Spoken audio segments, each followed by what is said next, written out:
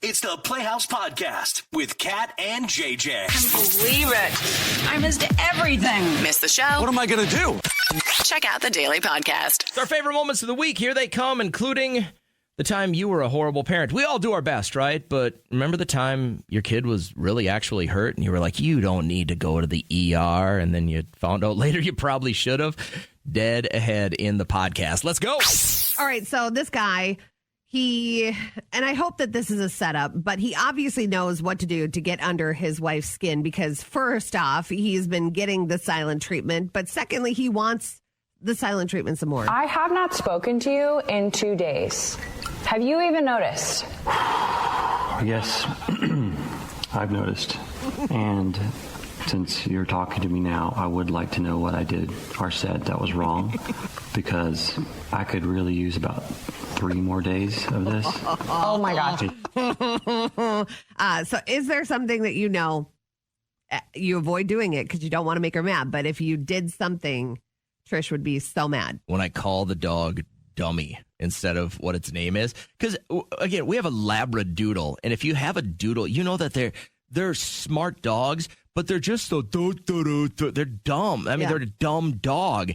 And it's her best friend in the world. And listen, we were at a tailgate this weekend. And immediately somebody said, oh, yeah, you guys have a dog? And my wife always goes into this. This dog helped me through 2 cancers and 2 kids going away to college. And, she's very reliant on this. This is I used to laugh when people would have emotional support pets. Uh-huh. My wife is emotionally dependent on this dog. So when I go, all right, Dummy, upstairs, she just side eyes me. You can tell she's so mad. It's like if you called your kids dumb. Yeah. But it's the same reaction. So when I call the dog Dummy, I know my wife's going to not talk to me for at least 15 minutes. Like 5. Okay. I mean, these dogs will live to be 12 or 13. A lot. Yeah, of them I see 12 to 15. So, and she's understanding of that. And I've even brought up hey, we're going to I hope I'm going to outlive this dog. Are we going to get another one? You see, this dog can never be replaced. I'm like, I'm not trying to get another one right now. I'm just saying, would you at this point? Oh, we're going to be too old to train a puppy. I'm like, it's training a puppy. So it's it sounds not like any raising a child. Conversation about this dog aside from how great it is. Yeah, and how great it is. Unless you're praising our dog. Uh-huh. Like when I call it Dummy, my wife gets pissed instantly. Yeah. If I were to want to, which I don't like to do this, and I didn't even know it bothered Derek until he just completely flipped out. But if you know his voice, it's distinct, unique. It's different. It's unique. And then when he gets hot about something, it gets even higher. Okay. And one time I did this with my hands and I took it like I was lowering a volume. And I could not believe the reaction he had to that. He goes, don't you ever do that again. And I was like, you just need to lower your voice. I would probably get pretty irritated with my wife if she did that too. I don't get hot about much.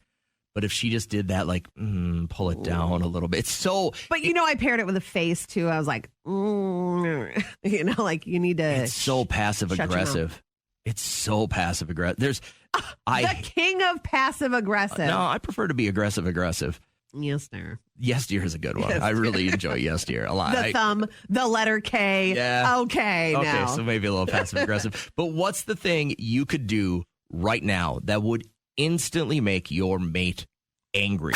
Bingo! How fun! Last week, someone lost an eye at bingo. Bingo! Bingo what bingo? Bingo! Bingo! All right, Kiara was the first to get through, but is she somebody listening who was rotten when they were younger? You were terrible, and maybe you just think back and you're like, please, God, do not let karma exist and give me a child. I was never mean to my parents. I was just a handful. Naughty. I'd like to do things. Yeah. And sometimes they weren't the right things. I'm on the hunt for anyone listening who has done stand-up comedy. You actually got under the spotlight and had to entertain a crowd. I think it's one of the hardest things in the world to do. Kiara, how you doing? I'm doing all right. You said off the air, first-time caller. What took you so long? I just recently started listening back to the radio about 3 weeks ago. Well, good. It feels better, doesn't it? Yeah, I can tell. You're even looking better, feeling better. So which one do you fit? What was that? I said, which one do you fit? Which one do I fit? Do you have any idea what we're doing here, Kiara? No, I don't. Okay, so Kat's looking for anyone listening who was like a rotten kid like Margot Robbie was, and I'm looking for anyone listening who has done stand-up comedy. You called, you waited on hold. Oh. Have you done either? Yeah. So one time when I was younger, my mom, this is probably too much information. One time when I was younger, my mom got in trouble and she had to leave me. And I set my grandma's back seat on fire. Whoa. Oh, my God. All right. How did you have access to a match or a lighter? They left it in the back seat with me. So you just started her car on fire? Yeah, a little bit. It wasn't traumatic, but it did start. I set tissue on fire. How old were you when you did this? I was probably like 9. And what was going through your mind? Like, let's see if this burns? I think so. I don't really remember. I just remember being overwhelmed, and then it was back there, and I just, yeah. Nobody got hurt or anything, and you got the fire put out. It was just a little cloth damage, I'm guessing? Yeah, we were on the way to the zoo. I didn't get to go to the zoo. Your punishment is no giraffes for Kiara.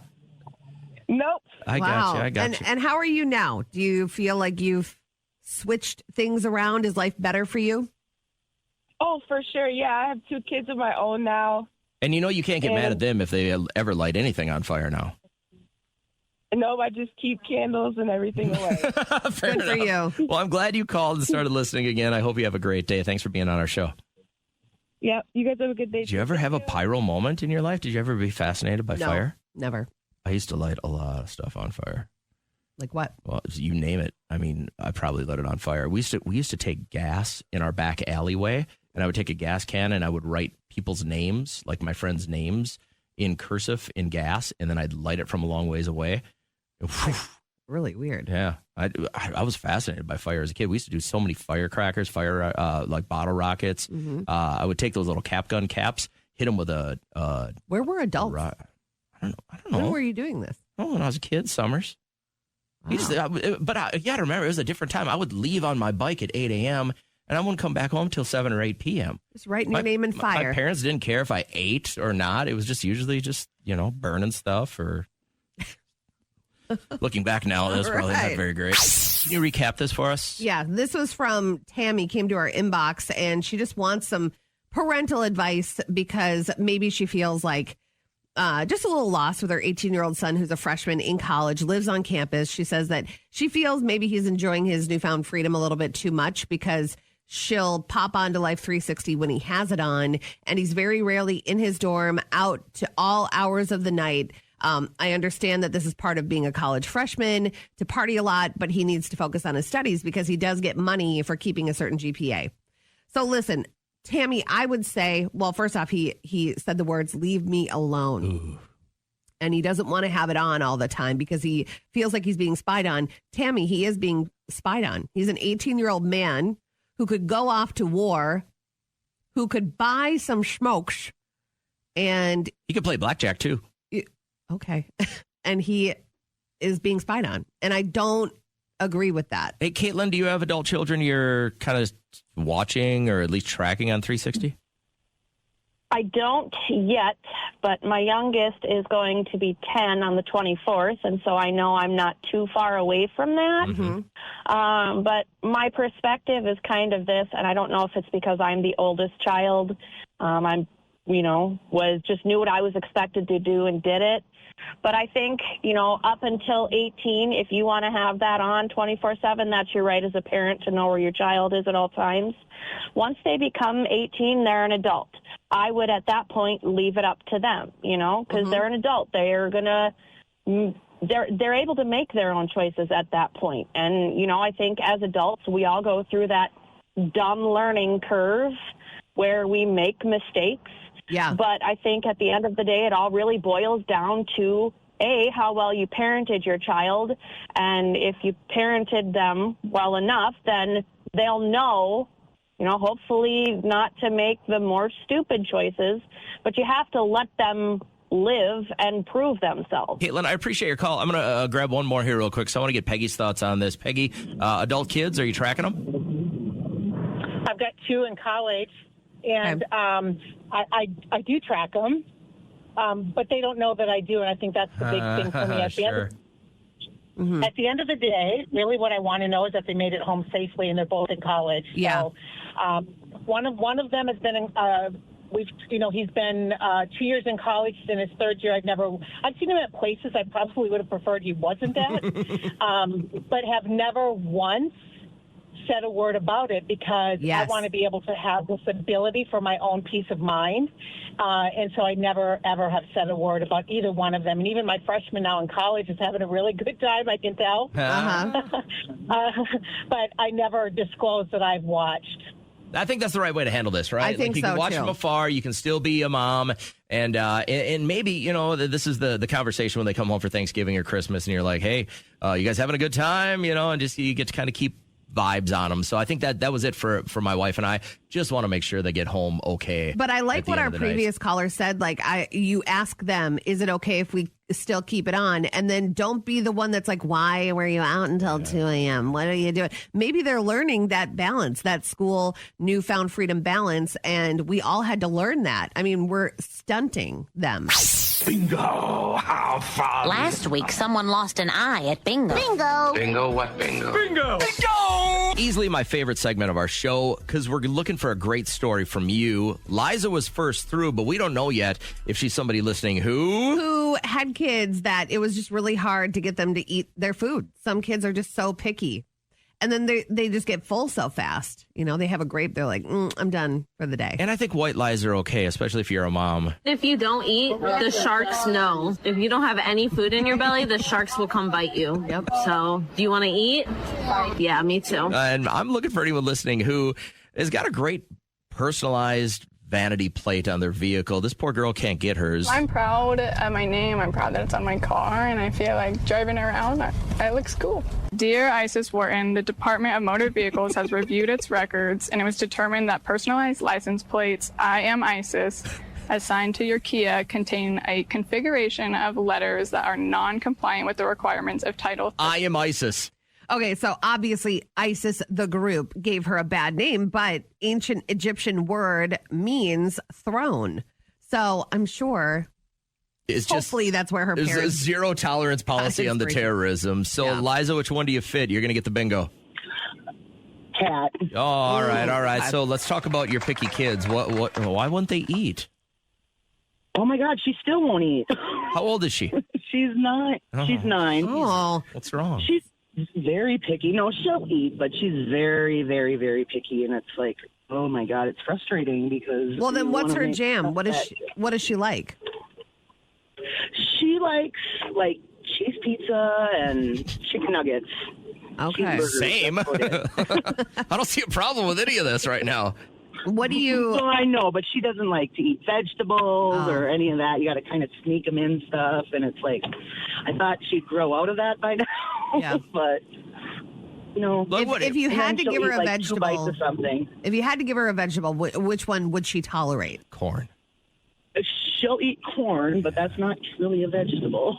Because if you slather that up with butter and salt during the summer, kids will get eaten on that. Oh, yeah. Corn on the cob is fun to eat. And do you have other kids, and are they this picky? No, I just have the one, and she's just picky. And she's plenty for you, huh? Oh, my gosh. She's like 5.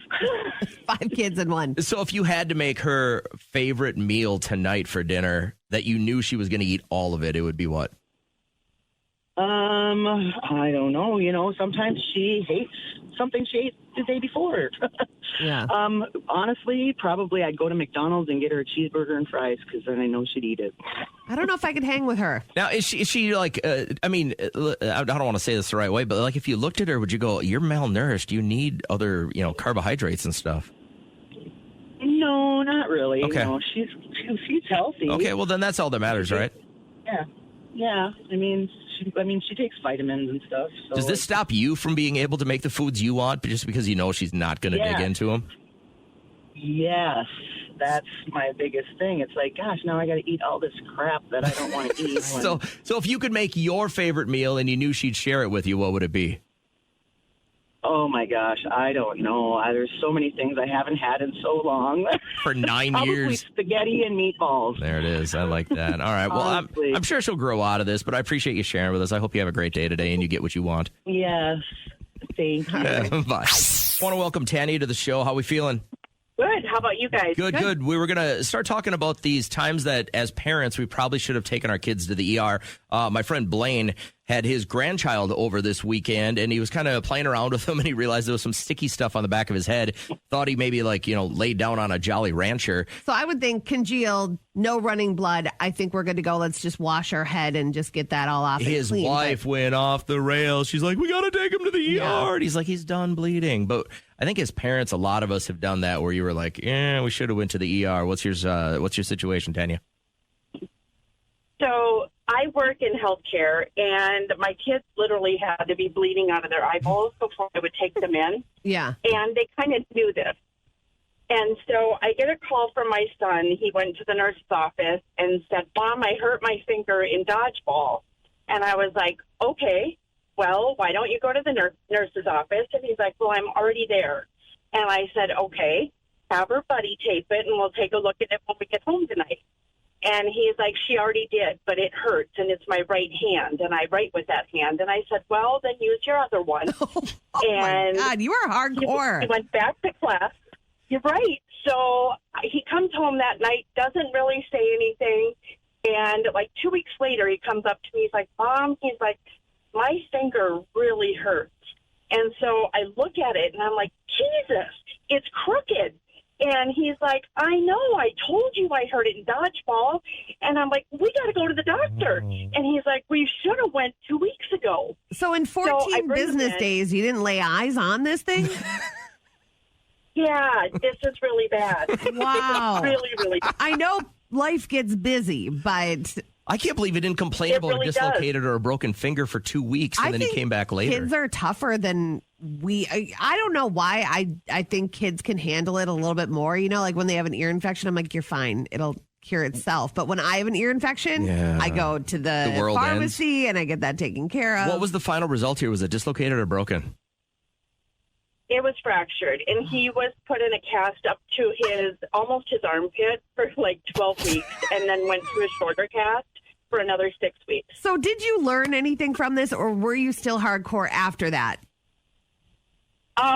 Well, you would think that I would learn from that, and the doc that saw him, he looked at me, and I'm like, I am getting the best mom award today. Yeah. And he's like, Tanya, he's like, I've been there.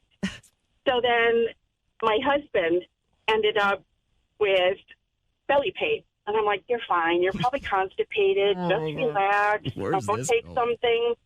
So I do an exam on him. I'm actually a provider. And like all the things for appendix is negative, right? I don't have lab. I don't have anything like that in my house. Mm-hmm. And I'm like, well, if it gets bad, let me know. And he's fine. Then he's pacing through the house. It goes on for a couple hours. And then all of a sudden he flies out of bed. He's like, we got to go to the ER now. So I bring him in. The doctor examines him. He's like, yeah, I don't really think it's anything. They did a CT scan just and he had appendicitis. Oh my God. All these people saying you're fine. You're fine. You're all relying on your years and years of training, and you're just like, nah, rub some dirt on it. Yep. That is crazy. So, yeah. Okay. Well, now I feel like way better about my situation. This then. is making me Thank you feel for this. amazing. I'm glad. You're the best, Tanya. Have a great morning. Thanks for checking in. Thank you. So Bye-bye. when my youngest son and my oldest son, they were still, younger and competitive, we were playing football in the backyard, and I throw a pass to my oldest son, and he grabs it for a touchdown, right? My youngest son gets mad, so he grabs him from behind and just throws him over his back. And my oldest son, Peyton, is like, oh, my God, oh, my God, oh, my God, oh, my God, oh, my God. It hurts. His wrist. I can't remember if it was his forearm. I think it was his forearm. It hurts. I'm like, you're fine. Can you move your hand? Yep. I'm like, it's fine. We throw some frozen peas on it, send him to bed. The next morning, we're doing the show. My wife texts me. She's like, we're going into the ER. Like, it hurts him so bad. Go in. It's completely broken. God. Like, I sent my kid to bed. I remember that morning. You're just like, I can't believe I just said, you're fine. Just rest it off. It'll be okay. It won't be broken in the morning. Just send him to bed with some frozen peas and a broken arm. I felt horrible. You got a great story? We'd love to hear it. There's a lot of us that, if channeled correctly, can come up with at least a couple of brutal regrets from college. Yeah, things you did you're not too proud of.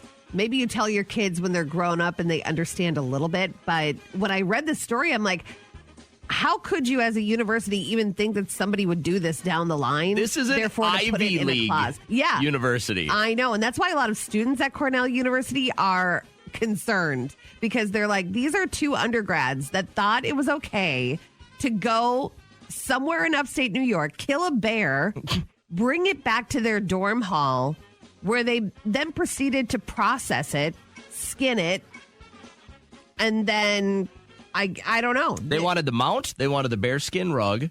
They ate the meat.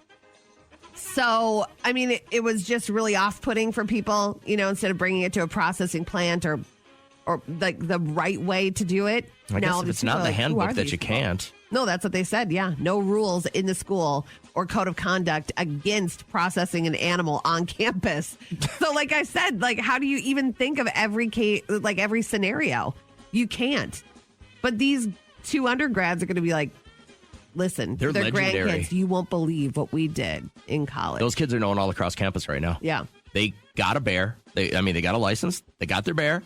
They brought it home to their dorm. Yeah. And then cut it up. And I'm sure there are many campuses across the U.S. that are like, we need to brainstorm a ton of scenarios that could happen and add it to the rule book that you cannot do this. That would actually be kind of a fun job, to have to update the student handbook every year. Like, just to sit there over the summer and go, what do you think these knuckleheads are going to do next? To try and predict.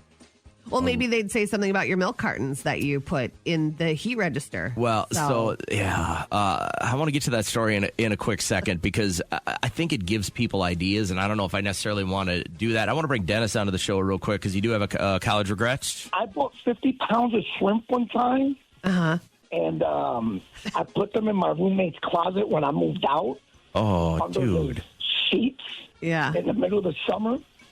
My roommate was coming back. I was not coming back to the apartment. Yeah. Okay. So he came back to, just imagine shrimp over the summer after a 6-week period. Oh. Right. But why did you do that? You ended with bad blood, obviously. He had a bad habit of not cleaning after himself. Okay.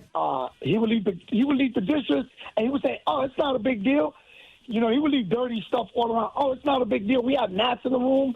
We had gnats in our apartment." And he was always like, "Oh, it's not a big deal." I'm like, "You want to see what's not a big deal? Yeah. There's 50 pounds of shrimp in your closet, bro. That's not a big deal." Dude, that's just nasty and a waste of money. Yeah, what a waste of shrimp. Oh, whoa. How did I become the bad guy? Talking about people who are just... Maybe you're a little bit too needy with your GPS. I'm gonna get real lost even though my GPS is on. Don't matter if I put the address in correctly, I'm wrong. Hold on, gonna make a quick right turn. I'm so glad.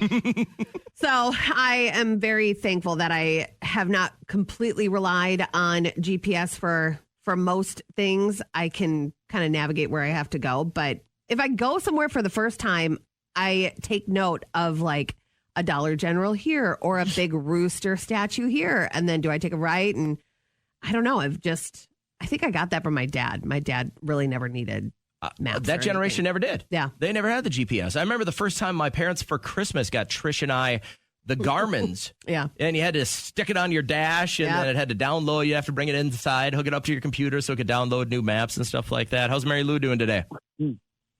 Oh, hanging in there. Yeah, You're not very good with directions either, huh? Well, you know what? I just realized I was doing okay up until probably about age 36. But then after that, when I go win concert tickets or something, I start having my niece drive me because, she could do the GPS thing easy. But I was like, no, we're not doing that. Mm-hmm. This is what's going to happen. You're driving. I'm just going to sit on the shotgun, and that's what's going to happen. So do you not drive at all in life? You don't have a car? You don't have a license? Oh, I have a license. I just haven't had a car for a while. I broke both of my wrists. I got some metal in both wrists, but hey. So if we were to say, hey, you want a trip to Mexico with us, you got to get yourself to the airport. You'd have someone else drive you, huh? Oh, yeah, bright lights. Yep. We'll see you there. What do you got going on today, Mary Lou? What's going on in your world? Taking care of my dogs. This one is getting older. Well, technically they're my sister's dogs, but I'm the caretaker. She's getting older and looking for the sun amidst the clouds and playing. I just downloaded your app. Oh, that's amazing. Awesome. What are the names of the dogs that you have that you're taking care of? I got Bo and Sasha, and I lost my Ingen. You lost a your dog. Oh, there's the sun. Oh, There's the sun. Yeah, it means wolf. And where'd you lose the dog? Do you want people to start looking for it for you, maybe? or it died. I think he got his back leg broken. He made it home, and I was able to hold him in his last breath. I know it sounds dramatic, but that's truly how it happened. I thought you meant you him. lost your dog, like it ran away, but the dog died. I'm so sorry. Glad you had those last moments. Both. He was gone. He wouldn't come home for like 3 days, and I hollered for him, and I walked around, and All But right. we got Bo and Sasha here. All right, and they're doing well? Oh yeah. Okay, good. Tell them we say hi. Which one do you like more? I'd have to say Bo. Yeah, I can hear it in your voice. There's a passion there. I love them both. I know I've heard you comment on your husband can't go to Walmart and buy stuff because a lot of it's under glass or it's behind the glass, like when it comes Men's to underwear, men's T-shirts too. Yeah. So we all go, why? Why is this happening? Well, it's theft, but theft on another level. I've got to tell you what was going on in the Deep South and why they're going to put security cases on almost everything now. But really what I'm going to look for is your stories of working retail and something unusual was stolen. So I don't care if you have to put certain things in lockdown because you are seeing theft and an uptick with it, but you better have somebody working that area. Because when I needed to buy new underwear for my kid, my husband, and he needed new like white undershirts, I had to wait. I pressed the button a dozen times, waiting, nothing. So I went to another store and got I get it, and you probably should. I think that's the right move. But you were working retail, and what unusual item was stolen? This happened to me while I was a junior in college. I was working retail, and somebody stole something. I want to tell you what that is, but I also want your stories, okay? You were working, somebody got busted stealing something, and you're like, are you really stealing that? I want to bring Amy on the show, and I appreciate you holding because you worked at a supermarket. What went down? In the meat department, they called the police because they had caught a shoplifter. It was a woman. Mm-hmm. She had put a ham in her pantyhose, There it is. and she was walking very awkwardly. There it is, a ham in the pantyhose. I like that one. That's a tough one. I host Thanksgiving, so I get how expensive Thanksgiving can get, whether it's ham, a turkey, but around that time of year, you always hear about the fake bellies. Yeah. The women that pretend they're pregnant, they load inside the hollow belly meat, all the expensive stuff. There was a video when MTV played videos. I think it was Been Caught Stealing. Yeah. By Jane's Addiction. And it's a video of a woman that was just shoving stuff up in her fake belly and then waddling around. I can't remember how the video ends, if she gets away with it or not, but it was like really glorifying that. You know, they have people designated to sit in a room and they just watch Walmart customers all day, which, you know, I'm really mad at my guidance counselor because you know how much I would love that. I'd love to just like sneak watch people shopping and like watch them do weird things like that and bust them. Nina, you got a good shoplifting story for us? I got stuck at a store for about 45 minutes and I couldn't work because there was a shoplifter and I swear he had 3 gallon-sized bottles of whiskey he was trying to steal. Whoa. The cops had him back in the store and they were standing right where I had to work. Oh, no. So I got to sit at customer service for about 45 minutes to an hour. You got the show. Like I'd like to be right there. I immediately feel bad for that guy. Like, how bad is your addiction that you're trying to steal 3 gallons of whiskey? Oh, we also had a woman tried to steal a whole bunch of Beanie Babies. Like she had a purse, and when Beanie Babies were really hot, and we kept them really close to the front of the store because it was such an easy thing for people to steal. And we do inventory, we're like, we're missing 400 Beanie Babies, but she had them like they were coming out the top of her purse, like she wasn't even trying to disguise that she was stealing them. You know, she was some just people taking them. are just so good at thievery. Like when they first introduced you only checking yourself out, you know, before they really incorporated that AI, people would do 1, 2, skip a few, you know, like one mashed potato I'll scan, one I will not. You know, You so. do a lot more shopping than I do on a weekly basis. What would be the thing? I'm not saying you're a thief, and I'm sure you're leveled up above that. Yeah. But if there was one thing you really would want to steal that would make your life a little bit easier on a weekly basis, what would it be? Steal? Yeah. I would probably, not that we would need it on a weekly basis, but those razors. I've told you how much my husband has to have the Pro Fusion razor that goes with the battery that wiggles the hair out of the follicle, whatever it is. But when I started dating him, it was like $8, okay, for a pack. And now they're up to like $27 for a pack. It's just crazy. So I'd It steal used to those. cost a lot to put gel in your hair. Now it costs a lot to shave your head. I know. Like, what's the one thing that you would steal if it was just acceptable? Mine would be beef. Okay. I would steal a lot of New York strips. I would steal a lot of primes. When it comes to a wedding proposal, would you prefer that they cry? Travis Kelce said he wept like a little baby. Yeah, he said that there were some tears and he's human. And she deserves that. She deserves like a manly man that can be in touch with his inner self, which I think is great. Madison, did your guy, did he cry? You know, he didn't. And, you know, I kind of, you know, I didn't expect him to like boo-hoo, but, you know, it would have been nice if he showed it was almost like it was a job. Like he was doing what he was supposed to do.